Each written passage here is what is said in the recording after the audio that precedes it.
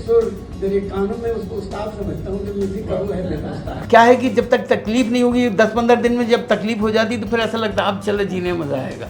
पंचायत का जो माहौल था वो मेरे बड़े करीब था। वो माहौल, अनु कपूर के फादर साहब आपके कैसे गुरु बने? उनमें जो जज्बा है ज़िंदगी का, जो ईमान उनके अंदर था। और वहाँ एक और बात मैंने सीखी कि किसी की नकल मत करो। फिल्मों में भी जो हमारे गांव बड़े नकली से दिखा दिए जाते हैं, पंचायत की वजह से लोगों ने गांव ढूंढना शुरू कर दिया। नमस्ते, आदाब, सत श्री अकाल। आज हमारे साथ पंचायत के प्रधान जी रघुवीर यादव जी हैं और हम बड़े हुए हैं इनके बहुत किरदारों के साथ। मैसी साहब, मुंगेरी लाल के हसीन सपने, चाचा चौधरी और अब प्रधान जी। तो वेलकम रघुवीर जी चंडीगढ़ में और हमारे शो पे जस्ट टॉकिंग पे।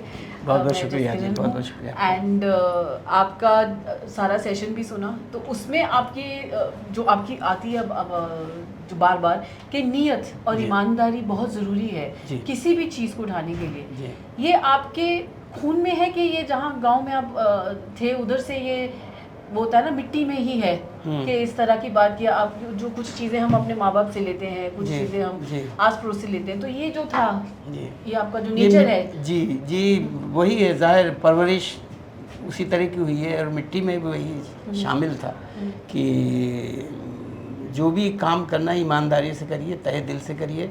और अगर झूठ बोलेंगे अपने काम से तो वो काम झूठा ही होगा। तो ये बचपन से ही ये सबक इसी तरह का मिला है और उसी तरह के माहौल में रहा हूँ मैं।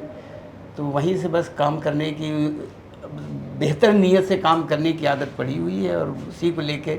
और ये सारी चीज़ें बाद में पता चलती हैं कि बेहतर अच्छा हुआ जो मुझे इस तरह की परवरिश दी गई।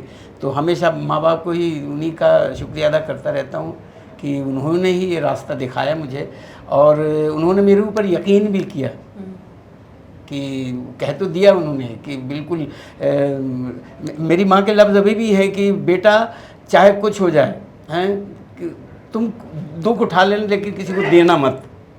तो ये भी मेरी मदर के लफ्ज़ जो हमेशा याद रखता हूँ। तो मुझे दुख देने, किसी को देने का कोई हक़ नहीं है, तो मैं देता नहीं, ले लेता हूँ। और ये भी यह है कि तकलीफ़ों में मुझे पता नहीं क्यों बड़ा मज़ा आता है। मेरे ख्याल और में ये चैलेंज करते हैं। हाँ, क्या है कि जब तक तकलीफ नहीं होगी, 10-15 दिन में जब तकलीफ हो जाती तो फिर ऐसा लगता अब चलो जीने में मज़ा आएगा, नहीं तो एक जैसी ज़िंदगी लगने लग जाती है। आपने थिएटर जम के किया, आप बचपन से जानते थे जब आप मंदिर में भजन करते थे, फंक्शंस पे गाने गाते रहे हैं, संगीत आपसे पहले से जुड़ा है, संगीत आपका पहला प्यार है। तो आपको ये भी पता था कि इसी के साथ जुड़ना है।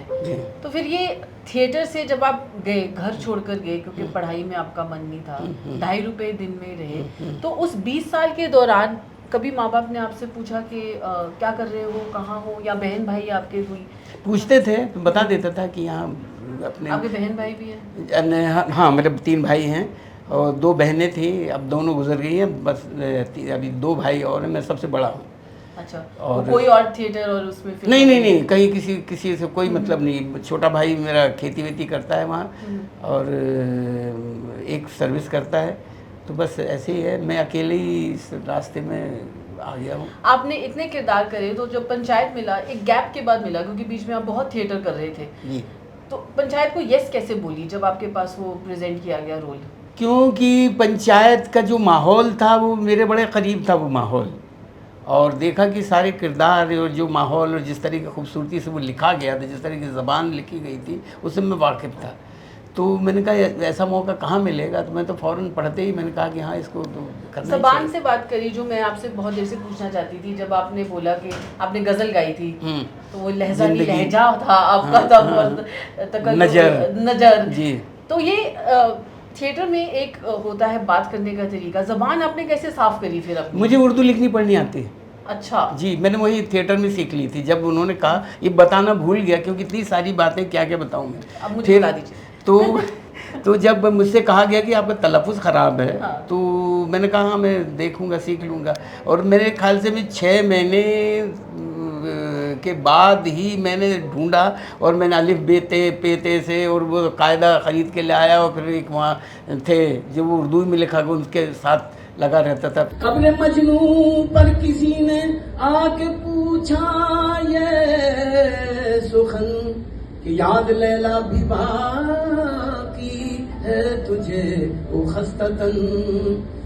तू फाड़ कर मुंह से कफन बोला मजनू एकदम के दीवाना दीवाना दीवाना दीवाना दीवाना दीवाना दीवाना दीवाना। लैला लैला पुकारू मैं बन में, मेरी लैला बसी मोरे मन में। लख्त जिगर खाने को, खून जिगर पीने को, ये खिजा मिलती है लैला तेरे दीवाने को। और शहर भर में लैला ने ये मना दी कर दी कि कोई पत्थर से ना मारे मेरे दीवाने को। जो ओरल ट्रेडिशन है हमारा, आपने बिल्कुल याद से सब कुछ गा दिया, आज भी हम कर पाते। आपको वो कहा कैसे, मतलब आप बच्चों को कैसे सिखाएंगे ये जो ओरल आपने, ये जो आपको फोकलोर सारा गाने याद रहते हैं जो गाए हैं आपसे, जो लैला मजनू का है, जो हरी जो आपने गाया था एक पहले। जी जी हाँ जी हाँ जी। तो ये थिएटर से ही आता है कि ये हम स्कूलों में भी कोशिश नहीं करते सिखाने की? एक होता है ना, एक रिटर्न साथ हिस्ट्री होती है, एक होती है बचपन स्कूल के वो 2-3 साल उस वक्त के भी याद मालूम। एक्चुअली क्या है कि अभी बाद में कि जो भी आप याद करना चाहें, जो आप में बिल्कुल जज्ब हो जाए, तो मैं लिखता जरूर रहता हूँ। तो अब जैसे कई बार लिख लेता हूँ, 2-3 बार लिखता हूँ, तस्वीर आपके जहन में बन जाती है, फिर कभी नहीं जाती। कुछ लिख रहे हैं आप, कोई नई कहानी? नहीं, कहानी वाली बात नहीं, इनकी बात जो आपको याद करें, जैसे कोई गजल गाना कुछ भी, तो 2-3 बार गाते गाते लिखते भी रहे हैं, लिखता भी रहता हूँ। मैं अभी भी जो डायलॉग जो है वो अपने हाथ से 3-4 बार लिख लेता हूँ, वो एक तस्वीर बन जाती है। तो आप और नीना गुप्ता जी जब पंचायत में बैठते हैं तो इब्राहिम अलकाजी के दिन याद आते हैं? एनएसडी के बहुत जी, सारे दिन दोनों की बथेरी बातें होती होंगी बहुत जी, बहुत जी। बस वही सब चलता रहता है और काम भी चलता रहता है, बातें भी अच्छी करते रहते हैं, गाने भी गाते रहते हैं। तो मध्य प्रदेश में जबलपुर के पास आपका गांव है, बुंदेलखंडी आपकी? मेरी बुंदेलखंडी है। सा और शाम मुझे फर्क नहीं बताया था मैंने। तो आपके उसमें से कोई एलिमेंट पंचायत डिस्ट्रिक्ट फुलेरा गांव फकौली में आया? कोई आपने अपनी नहीं, जबान को लेके तो नहीं आया। कोई आपकी जो आपके गांव की कोई स्टोरी आपने पंचायत में इंट्रोड्यूस करी हो? स्टोरी तो वैसे ही, क्योंकि गांव में ज्यादातर स्टोरी की नहीं, बात लोगों की है। जज्बात उसी तरह के हैं तकरीबन, बस वही जज्बातों वाली बात है। अनु कपूर के फादर साहब आपके कैसे गुरु बने? अरे वो तो जो उनमें जो जज्बा है जिंदगी का, जो ईमान उनके अंदर था, क्योंकि उनसे बहुत सीखा मैंने। ये आपने तब सीखा, मैं बता दूं सबको, कि जब आप गांव से थिएटर करके उधर से फिर आप पारसी थिएटर में आए तब। 6 साल उनके साथ रहे, जहां आप 2.5 रुपए पर डे कमाते थे। जी हाँ बिल्कुल। मध्य प्रदेश में ही था? नहीं, मध्य प्रदेश, यूपी, एमपी, बिहार, सब जगह हम एक 1.5 महीने के लिए एक गांव में रुकते थे, फिर वहां से फिर दूसरी जगह चले जाते थे, फिर ऐसे पूरा हिंदुस्तान साउथ की तरफ बना के स्टेज सेट होता था। जी। तो उनसे क्या ऐसी एक बात सीखी आपने जो आपके साथ अभी भी गांठ बंधे हुए? ईमान, सच्चाई। जो भी करो ईमानदारी से करो, सच्चाई से करो। और वहाँ एक और बात मैंने सीखी कि किसी की नकल मत करो। एक वहाँ सार्जेंट बाबा हुआ करते थे, जो करीब होंगे 80-85 साल के, वो गेट कीपर थे।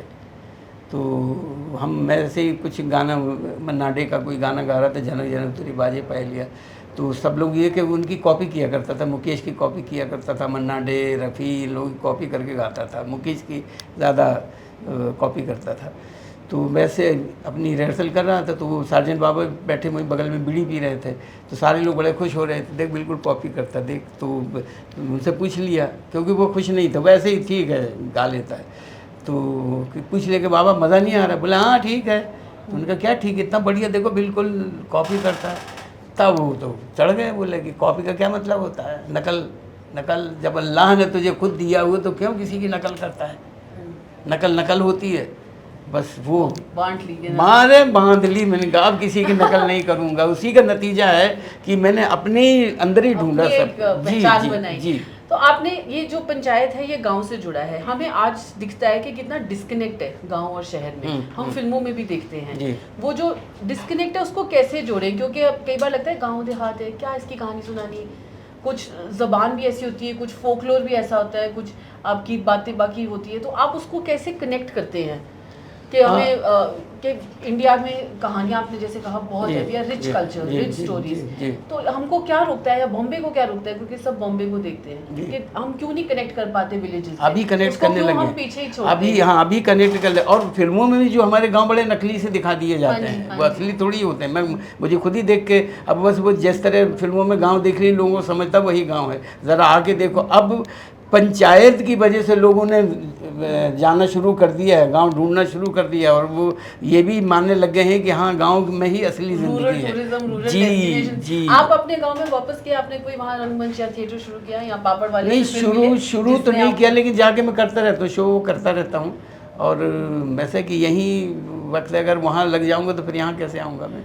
तो वो पापड़ वाला आपको फिर मिला जिस नहीं कहाँ, बिल्कुल नहीं, वो अभी मेरे जहन में है और अभी मेरी तासीर उसमें है कि वो जो ज़बान और जो म्यूज़िक और वो जो सब दे गया है वो, तो वो कभी कहाँ भूला जा सकता है। नहीं है कहीं नहीं कहीं, लेकिन वो है मेरे अंदर ही है वो। मनोज बाजपेयी ने एक बड़ी खूबसूरत बात कही कि अगर कोई कंप्लीट परफॉर्मर है, सिंगर, एक्टर, राइटर, वो रघुवीर जी हैं, क्योंकि उनके साथ आपने एक कालीन बिछाने का सीन किया था जिसको अच्छा, 10 मिनट आप सिर्फ कालीन बिछाए हैं। जी। तो वो भी थिएटर का एक गुण है। तो आप अपने आप को कंप्लीट परफॉर्मर मानते हैं? बिल्कुल नहीं, कतई नहीं। Still a student? जी स्टूडेंट। तो मेहरुनिसा प्रोजेक्ट कब आप रिवाइव करेंगे, उसके बारे में एक अभी मेरे ख्याल से 1 आध साल लगेगा। अभी मैं कोशिश, क्योंकि अभी थिएटर और ये थोड़ा सा अभी जो माहौल बना है, इस माहौल में शायद मैं कर पाऊँ जल्दी।